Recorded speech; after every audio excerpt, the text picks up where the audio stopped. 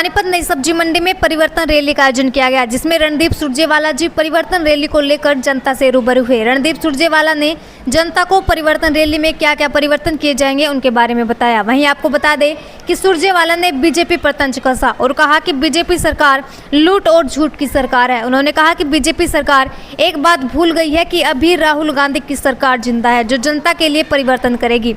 इसी के साथ उन्होंने कहा कि बीजेपी के राज में 47 पेपर बिक चुके हैं, जो अब हम नहीं होने देंगे। तो चलिए सुनिए रणदीप सुरजेवाला ने इस रैली के बारे में क्या कुछ कहा। दुकानदार और उद्योगपति हो, खास तौर से हरियाणा की शान उद्योग नगरी पानीपत को इन्होंने पाताल के अंदर लाकर खड़ा कर दिया।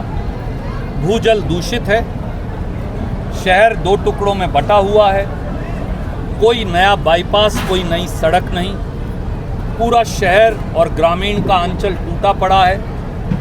और अगला षड्यंत्र ये हो रहा है कि अडानी के साइलों को चलाने के लिए पानीपत ग्रामीण की अनाज मंडी, सब्जी मंडी, पानीपत की मंडी, समालखा की मंडी, पूरे ज़िले की मंडियों को और आगे करनाल, इन सब पर ताला लगाने का एक कुत्सित षड्यंत्र की और साजिश हो रही है। यही काम इन्होंने कैथल ज़िले में पुंडरी में धान मंडी के साथ किया है, पुंडरी मंडी के साथ किया है, और जिस दिन ये साइलो चालू हो जाएगा यहाँ भी करेंगे। परिवर्तन की आवश्यकता है और परिवर्तन वक्त की मांग है। उत्तरी हरियाणा को लेकर कई साल से आप ये उठाते रहे हो, आज उत्तरी हरियाणा के लिए चिंता जाहिर कर रहे हैं। उत्तरी हरियाणा कांग्रेस के लिए जीतना बहुत ज़रूरी है, क्योंकि उत्तरी हरियाणा का इस प्रदेश के विकास में सबसे अहम योगदान है।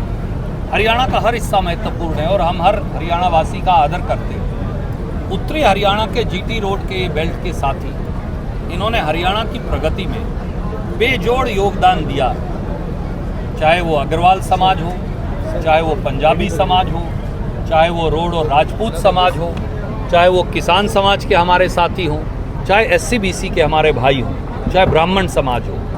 एक विशेष योगदान है। और देखिए ना, अब तो देश के मेडल लाने में भी नीरज चोपड़ा का नाम शान से हम सब लेते हैं। 6 में से 4 मेडल हरियाणा के जी, 6 में से 5 मेडल हरियाणा के।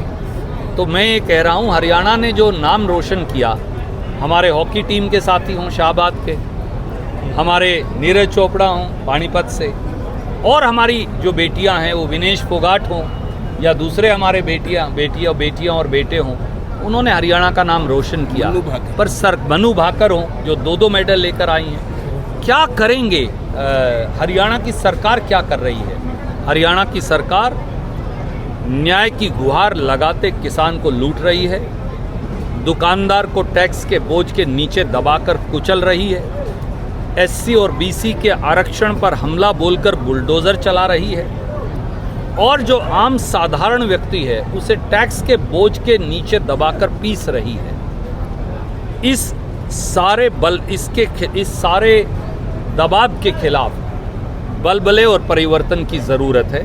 इसलिए उस परिवर्तन की शुरुआत पानीपत की ऐतिहासिक धरती, जहां 3 लड़ाइयाँ लड़ी गई, आज फिर न्याय की इस जंग की गूंज पानीपत की ऐतिहासिक धरती से गूंजी। अभी जो घोषणाएं आप चुनावी वायदे कर रहे हैं, बीजेपी अगले दिन ही उसको अमली जमा पहना देती है। 500 की सिलेंडर की बात हो, किसानों के MSP की बात हो।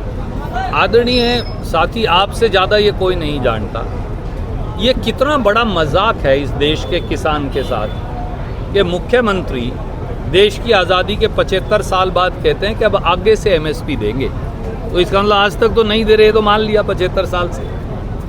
मैंने आंकड़ों के साथ देश के प्रधानमंत्री और कृषि मंत्री को बताया कि धान की फसल को छोड़कर 23 फसल जो MSP पर खरीदी जाती हैं, गेहूं 22% खरीदते हैं, बाकी कोई फसल 5% से ज़्यादा खरीदी नहीं जाती।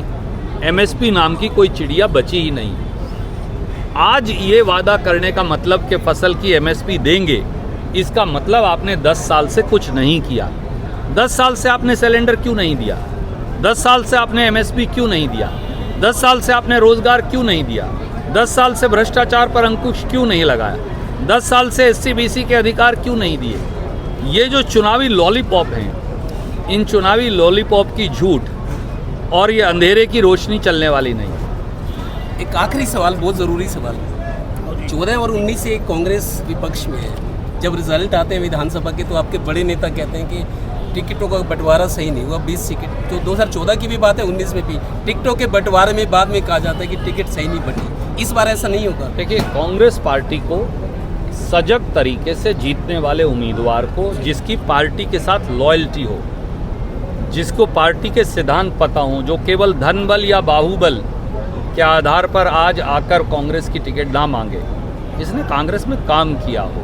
राहुल जी ये कहते हैं, राहुल जी की बात मैं दोहराता हूँ, खड़गे जी ये कहते हैं कि जितने नौजवान लोगों को, जितने गरीब समाज के साथियों को, जितने मेहनतकश साथियों को हम टिकट देंगे उतना अच्छा होगा।